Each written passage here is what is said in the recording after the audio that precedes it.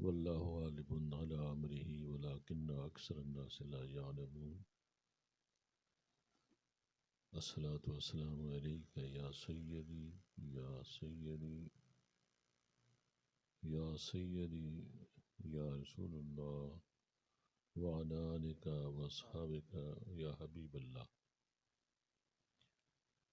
میرے نہایت ہی محترم بزرگوں، بچوں اور ملک حضری سمان امیدوار برائے صوبائی اسمبلی پی پی 22، سب کو میری طرف سے السلام علیکم۔ جو بات میں آپ سے کرنے لگا ہوں اس پہ ذرا غور کرنا۔ الحمدللہ ہم مسلمان ہیں اور نبی پاک صاحب الاولاق پیارے مصطفیٰ کریم صلی اللہ علیہ وآلہ وسلم آپ کے غلام ہیں۔ ہماری جماعت تحریک لبیک پاکستان، ہم کوشاں ہیں اس ملک کو دین کے تابع چلانے کے لیے، شریعت محمدی کا نفاذ کرنے کے لیے اور ختم نبوت اور ناموس رسالت پہ پہرا دینے کے لیے، پاکستان کی فلاح اور اس کی بقا کے لیے، دینی سرحدوں کو جو بھی پائمال کرے گا اس کے سامنے سینہ سپر ہونے کے لیے ہم عوام میں موجود ہیں۔ ہمارا منشور بھی موجود ہے اور ہماری مختصر سی تاریخ ہے 6-7 سال کی، وہ بھی آپ کے سامنے موجود ہے کہ جو اس تحریک نے قربانیاں پیش کی، ختم نبوت کے معاملے میں جب مسلم لیگ نون والوں نے جب ڈاکہ ڈالا، اکیلی مسلم لیگ نون نہیں تھی، وہ پوری اسمبلی کی کمیٹی تھی جس میں ساری پارٹیاں شامل تھیں، بشمول جمعیت علماء اسلام، ساری پارٹیاں شامل تھیں اور اس کو ہم نے چیلنج کیا اور اس کو تبدیل کرایا، شہادتیں پیش کی۔ اس کے بعد ہمارے اوپر ظلم کے پہاڑ توڑے گئے، ہمارے گھروں کو برباد کیا گیا، تہس نہس کیا گیا، توڑ پھوڑ کی گئی، گاڑیاں ان کو توڑ پھوڑ کی گئی، جیلوں میں ٹھونسا گیا، ہمارے بچے شہید ہوتے رہے۔ ہم نے یہ سارے مظالم جو ہیں یہ خندہ پیشانی سے جھیلے، بڑے تحمل اور اچھے طریقے سے، اچھے انداز سے جھیلے۔ بات یہ تھی کہ ہمیں پتہ تھا کہ ہمارا مقصد عظیم ہے، ہم کی دنیا کے حصول کے لیے سامنے نہیں ہے، دنیا کی خاطر نہیں ہے، ہم کوئی مفاداتی سیاست نہیں کر رہے، ہم کوئی ذات کے لیے میدان عمل میں نہیں ہے، یا ہم کوئی لوٹ گھسوٹ کے لیے یا اس ملک کو تباہ کرنے کے لیے نہیں، بلکہ اس کو سنوارنے کے لیے، اس کی نوک پلک سنوارنے کے لیے ہم میدان عمل میں ہیں۔ تو بات غور طلب یہ ہے کہ جو میں بات آپ سے کرنے لگا ہوں کہ مسلمان ہم کیوں ہیں؟ اس لیے کہ ہم اپنے اللہ کو اللہ مانتے ہیں اور خود کو اس کا بندہ کہتے ہیں، اس کی بندگی اختیار کرتے ہیں، اطاعت خداوندی اور اتباع رسول اپنے اوپر لازم کرتے ہیں۔ اگر ہم ایسا نہیں کرتے تو پھر سوال اٹھتا ہے کہ مسلمان پھر کہاں ہے؟ اگر بات غیر کی مانے، اپنے اللہ اور رسول کی بات نہ مانے، اپنی مرضی کرے یا کسی غیر کی مرضی پہ چلے، تو کیا پھر بھی اگر وہ کہے کہ میں مسلمان ہوں تو ہے نا شرم کی بات؟ سوال اٹھتا ہے کہ نہیں اٹھتا؟ کیا کہتے ہیں آپ؟ آپ کا جواب کیا ہے؟ بتائیں نا، بولیے نا، سوال اٹھتا ہے کہ نہیں؟ منافقت ہے نا؟ اور یہی کچھ آپ کے سامنے ہو رہا ہے. میں آپ کی توجہ دلانا چاہتا ہوں، ہر جگہ میں یہ بات کرتا پھرتا ہوں. میں یہ بتانا چاہتا ہوں کہ جو میں نے بات کی یہ شریعت ہے. اللہ کے احکامات کی پیروی کرنا، نبی پاک صلی اللہ علیہ وآلہ وسلم کی پیروی اتباع کرنا، جس بات سے روکیں رکنا، جو کرنے کو کہیں کرنا، یہ شریعت ہے. اور آپ سے محبت ہمارے ایمان مکمل نہیں ہو سکتا جب تک ہم اپنے نبی کو اپنے ماں باپ سے بڑھ کر، اپنی اولاد سے، ہر چیز، دنیا کی ہر چیز سے بڑھ کر جب تک اپنے نبی کو نہیں چاہتے، ہمارا ایمان مکمل نہیں ہو سکتا. تو پھر مجھے بتاؤ، یہ جو ایمان ہم لیے پھرتے ہیں یہ کہاں پہ کھڑا ہوا ہے؟ کہ دعویٰ تو یہ ہے کہ ہم عاشق رسول ہیں، دعویٰ تو یہ ہے کہ ہم نبی کے عاشق اور ہم نبی پاک صلی اللہ علیہ وسلم سے محبت کرنے والے ہیں، لیکن طریقے کس کے اختیار کیے ہوئے ہیں؟ نظام کس کا چل رہا ہے اس ملک میں؟ احکامات کس کے چلتے ہیں اس ملک میں؟ نظام کس کا چل رہا ہے اس ملک میں؟ ادارے کون چلا رہا ہے اس ملک کے؟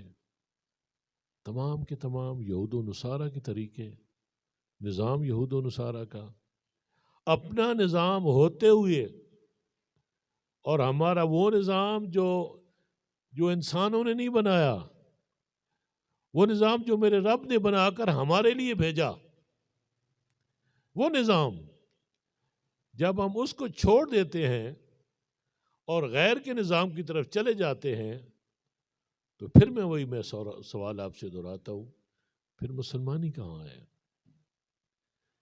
جب اپنا نظام نہیں، اپنا آئین نہیں، اپنا قانون نہیں، پھر یہ جھوٹا دعویٰ ہے کہ میں مسلمان ہوں. لوگوں کو سمجھ ہی نہیں ہے. کل میں ایک ویڈیو سن رہا تھا، ایک شخص بک کر رہا تھا کہ جی یہ دین کو استعمال کر رہے ہیں، یہ تحریک والے دین کا نام لے کر یہ مفادات حاصل کر رہے ہیں، پاور میں آنا چاہتے ہیں. اور علماء کے بارے میں بک رہا تھا کہ علماء جو ہیں ان کو ہم تنخواہ دیتے ہیں، وہ اپنی تنخواہ حلال کریں اور صرف نمازیں پڑھائیں. اتنی گھٹیا گفتگو کوئی مسلمان کر ہی نہیں سکتا کہ جو وہ عالم جس کو میرا نبی کہے کہ یہ میرے مصلی کا وارث ہے، عالم دین کو میرے نبی مصلی کا وارث قرار دیں، اور علماء کرام جو امت میں سب سے جو اوپر مقام ہے اور جنت میں جو سب سے اوپر مقام ہے وہ علماء کا ہے. اور سوسائٹی میں بھی، معاشرے میں بھی، کسی معاشرے میں بھی اعلیٰ مقام جو ہے علماء کا ہوتا ہے، اور وہ کہتا ہے یہ ہمارے نوکر ہیں. یہ ایگزیکٹلی یہی سوچ انگریز کی ہے. انگریز بھی یہی چاہتا ہے کہ علماء کو محدود کر دیا جائے اور انہیں کمیوں کی صف میں رکھا جائے. اور اس نے عملی طور پہ یہ کیا ہندوستان میں جب آیا، جب اس نے دیکھا کہ یہاں علماء بڑے پاورفل ہیں، ان کی بڑی عزت کی جاتی ہے. ان کے مدارس 80,000 اس وقت مدارس تھے جب انگریز آیا بر صغیر میں. تو انہوں نے کہا کہ یہ جو معاشرہ ہے تو چلتا ہے ان کی دم سے ہے، اور یہ انہیں خاص رسائی ہے بادشاہ کے دربار میں بھی. تو انہوں نے کہا کہ اس کو پہلے ختم کرو. تو انہوں نے علماء کو رسوا کرنے کے لیے، ذلیل کرنے کے لیے، انہوں نے ان کو مدرسوں اور مسجد تک محدود کر دیا اور کہا کہ ان کی سیاست سے کوئی تعلق نہیں ہے، حکومت سے ان کا کوئی تعلق نہیں ہے. اور اس کے مقابلے میں سکول لے آئے، انگلش میڈیم سکول لے آئے، پھر اپنی زبان لے کر آ گئے، پھر اپنا کلچر لے کر آ گئے، اپنی تہذیب، اپنا تمدن، اپنا طریق، اپنے رویے، اپنی سوچ فکر وہ لے کر آ کر ہم نے منتقل کر دی. آج ہم وہی سوچ لے کر پھرتے ہیں. میں جس منحوس اور خبیث شخص کی بات کر رہا ہوں اس کی عین یہی سوچ ہے کہ اس نے علماء کو، انہوں نے، انگریز نے نوکر بنا کے ان کو 28ویں غالباً 22ویں نمبر پہ، جو اس زمانے میں لسٹ ہوتی تھی نا کمیوں کی، پتہ ہے نا، جو یعنی ہمارے ہوتے ہیں جنہیں ہم آپ لوگ عرف عام میں کمی کہتے ہیں. آج کل تو کوئی کمی نہیں ہے، نہ کوئی کہلانا پسند کرتا ہے، لیکن ایک ٹائم تھا کہ کوئی جوتے کا کام کرتا تھا، کوئی برتنوں کا کام کرتا تھا، انہیں نام دیے جاتے تھے۔ اس صف میں علماء کو 22ویں نمبر پہ رکھا گیا تھا۔ یہ بھی کمی ہے، یہ دین کو ختم کرنے کے لیے تھا، تاکہ دین کی اہمیت کم ہو جائے۔ جب ان لوگوں کی اہمیت ختم ہوگی تو دین کی اہمیت بھی ختم ہو جائے گی۔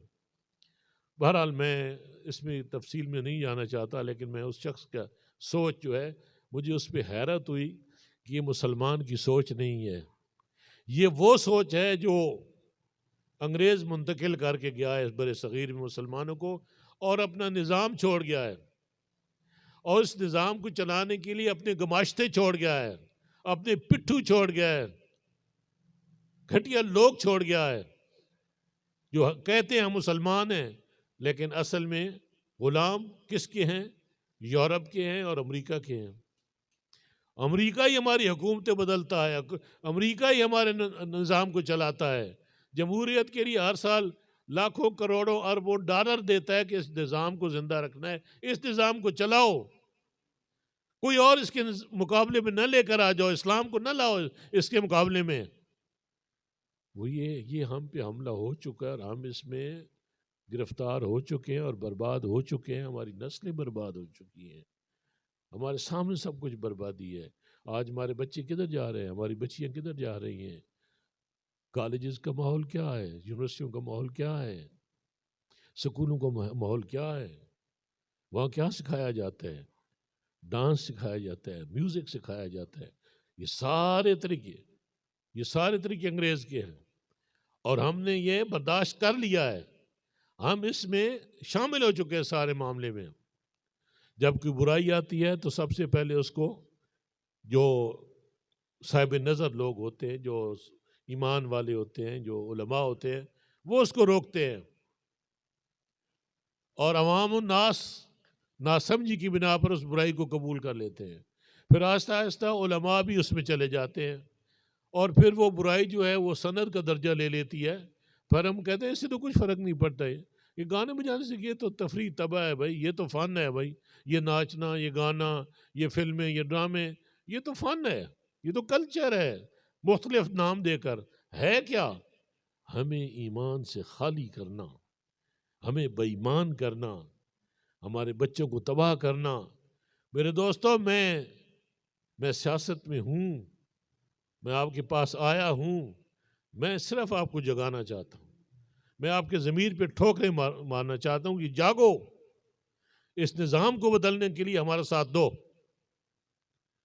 اس لیے کہ یہ نظام میرے نبی لے کر آئے، رب نے بھیجا، ہمارے لیے بھیجا، اور اس کو چلانے والے کون ہیں؟ نبی کے غلام اور علماء حق والے باعمل علماء، متقی، صالحین، پرہیزگار، وہ اس نظام کو چلانے والے ہیں۔ تو میرے دوستو، آپ کی محرومیاں، آپ کی حسرتیں اور آپ کی پریشانیوں کا، تمام مسلمانوں کی پریشانیوں کا حل شریعت محمدی کے نفاذ میں ہے۔ یہ آخری بات ہے، مسلمان کے پاس دوسرا راستہ سرے سے ہے ہی نہیں، دو رائے ہی نہیں ہو سکتی۔ جب بات نبی کی آ جائے، نبی کی شریعت کی بات آ جائے، بس یہ حتمی بات ہے، پھر مسلمان دوسری طرف دیکھ ہی نہیں سکتا، اس کی جرت ہی نہیں ہونی چاہیے کیونکہ دوسری سوچ بھی لے کر آئے اس کے مقابلے میں، کیونکہ بات حضور کی ہے، بات حضور کی ہے، بات حضور کی شریعت اور دین کی ہے، ہم کیسے دوسری طرف دیکھ سکتے ہیں؟ لیکن آج ایسا نہیں ہو رہا، ہم آپ کو دوبارہ ادھر لے کر آنا چاہتے ہیں۔ ہم اپنے رب سے بھی دعا کرتے ہیں کہ ہمیں بھی توفیق دے، ہم اپنی صفوں میں بھی اپنے آپ دین کو اپنے اوپر لاگو کریں، اور پھر اس ملک کی تقدیر بدلیں، اس قوم کی تقدیر بدلیں، اور رب سے معافی مانگیں کہ اللہ جو کوتاہیاں ہوئیں، جو غلطیاں ہوئیں، معافی دے دے۔ آئندہ اپنے گھر کو سنوارو، اپنے بچوں کو سنوارو، اور گھر میں اپنے دین کو لاگو کرو، اپنے اوپر لاگو کرو، تاکہ اللہ ہم سے راضی ہو جائے۔ تو میرے دوستو، ہم نے یہ بات بھی بڑے شرم کی بات ہے کہ ایک مسلمان دوسرے مسلمان سے یہ کہہ رہا ہے کہ میں شریعت کے نفاذ کے لیے ہم نکلے ہیں، آپ ہمیں ووٹ دو. مسلمان سے کہہ رہا ہے کہ شریعت کے لیے ووٹ دو. کیا یہاں کہنے کی بھی حاجت ہے؟ کہنے کی بھی ضرورت ہے؟ پھر وہ جماعت جس کا لیڈر خادم حسین رضوی جیسا ہو، جو بعمل عالم دین، شیخ القرآن، شیخ الحدیث، اقبالیات کا ماہر، اور اس دور کی عظیم شخصیت جو قیامت تک یاد رکھی جائے گی، جس نے پوری دنیا کفر میں ہلچل مچا دی تھی اور مسلمانوں میں ایک سوچ منتقل کر کے گیا، اور پیچھے ہم جیسے پیروکار پیچھے چھوڑ کے گیا. آج ہم وہی نظریہ لے کر آگے بڑھ رہے ہیں. خدا را مسلمان ہو، اپنے نظام کے لیے ہمارے دست و بازو بنو، اور اگر ہم آپ کو ناکام یا اپنے آپ کو مایوس کریں تو آپ کو حق حاصل ہے. آپ کا ہاتھ ہمارے گریبان پہ آ سکتا ہے. اگر ہم کوتاہی کریں تو یہ آپ کو حق حاصل ہے. لیکن جب بات رسول اللہ کی آ جائے، جب بات اللہ کی آ جائے، تو آپ کے سامنے کوئی راستہ نہیں ہے. پھر صرف اسلام، صرف دین، صرف شریعت کی بات ہے اور کوئی بات نہیں ہے. چاہے لاکھوں کے اربوں کا نقصان ہو جائے، سب کچھ چلا جائے اس راستے پہ، پھر بھی کوئی پرواہ نہیں ہے. پھر بھی کوئی پرواہ نہیں ہے.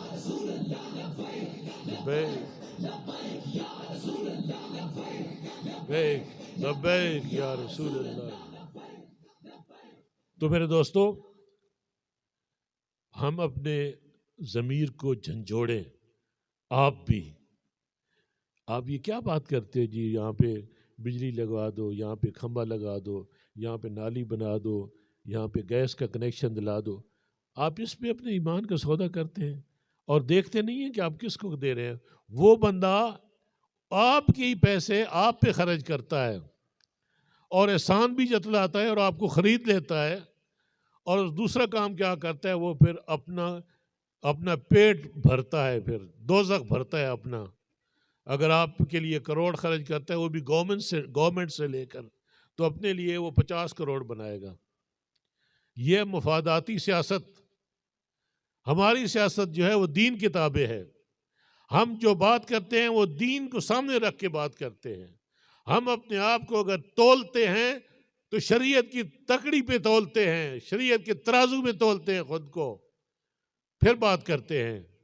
اور جو خبیث ہیں، جو شیطان ہیں، وہ لوگوں کو ورغلاتے ہیں، غلط راستے پہ لگاتے ہیں اور عجیب عجیب نام دیتے ہیں، پروپیگنڈا جھوٹا کرتے ہیں کہ جی یہ تاریخ جو یہ دھرنے دیتے ہیں اور اس کے بعد پیسے لے کر یہ دھرنے ختم کر دیتے ہیں. اور بے ایمانو، ہم تو اپنے بچوں کی شہادتیں پیش کی ہیں. ہمارے بچے جو پیسے لیتے ہوتے ہیں وہ بچے شہید کرواتے ہیں. یا میرے عمر جیسے لوگ وہ جیلوں میں ہوتے ہیں اگر ہم پیسے لینے والے ہوتے تو. کیا آپ جانتے ہو تلنگانہ کے عوام، پچھلے الیکشن میں مجھے خریدنے کی کوشش کی گئی کہ نہیں؟ مجھے کروڑوں کی آفر کی گئی کہ نہیں؟ کیا میں بکاؤں؟ کیا میں جھکاؤں؟ بھائی ہمارا سودا تو ہمارے اپنے نبی سے ہو چکا ہے. ہمارا سودا تو اپنے رب سے ہو چکا ہے. رب نے جنت کے بدلے ہمیں خرید رکھا ہے. ہم تو مسلمان ہیں بھائی، ہمیں کوئی نہیں خرید سکتا. ہم کی بازاری لوگ نہیں ہیں، معمولی لوگ نہیں ہیں. نبی کے غلام ہیں ہم، اور نبی کی عظمت کے ترانے گاتے ہیں، نبی کی عظمت کے لیے کام کر رہے ہیں، ختم نبوت کے لیے کام کر رہے ہیں. لوگ کہتے ہیں جی یہ نعرہ لگا کر یہ سیاست میں آ گئے ہیں. بے ایمانو، سیاست عین دین ہے. سیاست، مسلمان کی سیاست عین دین ہے. اور اس سیاست کو کرنے والے صرف علماء ہیں، جو دانشور بھی ہیں، جو علم بھی رکھتے ہیں، جو حلم بھی رکھتے ہیں، جو بصیرت بھی رکھتے ہیں، جو دانائی بھی رکھتے ہیں. وہ لوگ ہیں جو ملک کو چلا سکتے ہیں. وہ حقیقی آپ کے امام ہیں، وہ حقیقی وارث ہیں اس پاکستان کے. وہی اس پاکستان کو اس دلدل سے نکال سکتے ہیں. وہ اندھیروں سے نکال کر آپ کو روشنیوں میں لے کر کون آ سکتا ہے؟ جو جس کا خود سینہ روشن ہے، جو صاحب بصیرت ہے. جس کے پاس بصیرت نہیں، وہ آپ کو گمراہ کرے گا، آپ کو تباہ کرے گا، آپ کو برباد کرے گا. اور کر دیا ہے. کتنے 75-76 سال تک آپ کیا پاکستان کو کیا ان لوگوں نے دیا ہے؟ اگر تلگنگ کی بات کرو تو آپ کو کیا دیا ہے تلگنگ نے؟ میں اس پہ تفصیل میں نہیں جانا چاہتا، کیونکہ وہ میرے نزدیک اتنی اہم نہیں ہے جتنا کہ ہمارا مسلمان ہونا اہم ہے، جتنا کہ نبی پاک کا غلام ہونا اہم ہے، جتنا کہ شریعت کا رول قائم کرنا اہم ہے۔ اس سے زیادہ بڑھ کر اور کوئی بات نہیں ہے۔ میں دعا گو ہوں کہ اللہ پاک آپ کو درست فیصلے کرنے کی ہمت دے، جرت دے، اور آپ اپنے نبی کے صحیح غلام بن کر نکلیں۔ آپ ووٹ دیں نہیں، بلکہ گلی گلی، کوچے کوچے، ہر دروازے پہ جائیں اور انہیں بتائیں کہ ہم کون ہیں اور تحریک کی پہچان کیا ہے اور ہم آپ سے کیا چاہتے ہیں۔ کوئی دنیا کی بات نہ کرے، صرف کہیں کہ شریعت کے نام پہ، لوگ کہتے ہیں کہ شریعت کے نام پہ طاقت لینا چاہتے ہیں یا مفاد دینا چاہتے ہیں۔ خدا کی قسم کوئی مفاد ہم نہیں چاہتے۔ ہم جو کچھ کر رہے ہیں آخرت کے لیے کر رہے ہیں، جو عمل بھی ہم کر رہے ہیں آخرت کے لیے کر رہے ہیں۔ میں آپ کے سامنے بیٹھا ہوں، یہ عمر ہے میری سیاست کرنے کی۔ لوگ مجھے کہتے ہیں یار میجر صاحب بوڑھے ہو گئے، انہیں تو گھر میں بیٹھنا چاہیے تھا، اور میں ان کو جواب دیتا ہوں کہ کیا ایمان بھی بوڑھا ہوتا ہے؟ جسم تو بوڑھا ہو جاتا ہے، ایمان بوڑھا ہوتا ہے، جذبہ بوڑھا ہوتا ہے۔ اس لیے میں جوان ہوں، میرا جذبہ جوان ہے، میں جوان ہوں اس لیے میرا ایمان جوان ہے۔ اگر میں سال میں جیلیں 8 مہینے تک کم و بیش میں جیلوں میں رہا ہوں، کبھی ایک جیل، کبھی دوسری، کبھی تیسری، لیکن میرے پاس استقلال میں فرق نہیں آیا اور نہ آئے گا انشاءاللہ۔ اس لیے آپ سے میں درخواست کرتا ہوں، مجھے تلنگانہ کے باسیوں سے یہ دکھ بھی ہے، یہ گلہ بھی ہے ان سے کہ پچھلے الیکشن میں جن لوگوں کے نے ووٹ دیا آج وہ کہاں ہیں؟ میں تو آج بھی آپ کے سامنے بیٹھا ہوں۔ جن کو آپ لوگوں نے ووٹ دے کر، جن کی سر پہ آپ نے پگ رکھی تھی، آج وہ کدھر ہیں؟ کہاں بیٹھے ہوئی ہیں؟ کس کی گود میں بیٹھے ہوئی ہیں؟ مجھے چھوڑ کر ان کو آپ نے، آج ایک اور آ گئے، آپ ایک اور باہر سے آ کر آپ کے ایک طرف سے تلنگانہ ضلع بننے کی مخالفت کرتا ہے، اور آج انہی کے لوگوں سے ووٹ لینے کے لیے آ گئے۔ اسے جوتی تکاؤ، جوتی دکھاؤ، جاؤ بھاگ جاؤ۔ ہم انشاءاللہ تلنگانہ کی عظمت کے لیے، تلنگانہ کی اس فائدے کے لیے، عوام کی فائدے کے لیے انشاءاللہ نہ صرف اس کو ضلع بنائیں گے، بلکہ میں نے اپنے منشور میں لکھا ہے انشاءاللہ ہم یہاں پہ تعلیمی کمپلیکس قائم کریں گے، صحت کا کمپلیکس قائم کریں گے، اور نوجوانوں کے لیے ہم ایسا ایک ادارہ کریں گے جس میں گھوڑ سواری، تیر اندازی، وہ جو اپنے اسلاف کے طریقے تھے وہ ہم زندہ کریں گے، وہ ہم زندہ کریں گے یہاں پہ، اور ان کو سکھائیں گے کہ ہمارے اسلاف کون تھے۔ انگریز نے ہمارا ماضی کا رشتہ حال سے کٹ دیا ہے، جدا کر دیا ہے، اس لیے ہمیں پتہ ہی نہیں کہ ہمارا ماضی کتنا تابناک ہے۔ آپ کی کتابوں میں نہیں پڑھایا جاتا، آپ کے اداروں میں، تعلیمی اداروں میں آپ کی ہیروز کے بارے میں نہیں، ہمارے نوجوانوں کو نہیں پتہ ہے کہ ہمارے اسلاف کیا تھے، صحابہ کرام کے کارنامے انہیں نہیں پتہ ہے، بہت کچھ انہیں نہیں پتہ ہے۔ لیکن ہم انشاءاللہ تعلیم کے نظام پہ بھی ہم کام کریں گے، اور لوگوں کو جو محرومیاں ہیں اس پہ بھی کام کریں گے۔ اللہ پاک سے دعا ہے اللہ پاک ہمیں حق کہنے اور اس پہ عمل کرنے کی توفیق عطا فرمائے۔ وما علینا الا البلاغ۔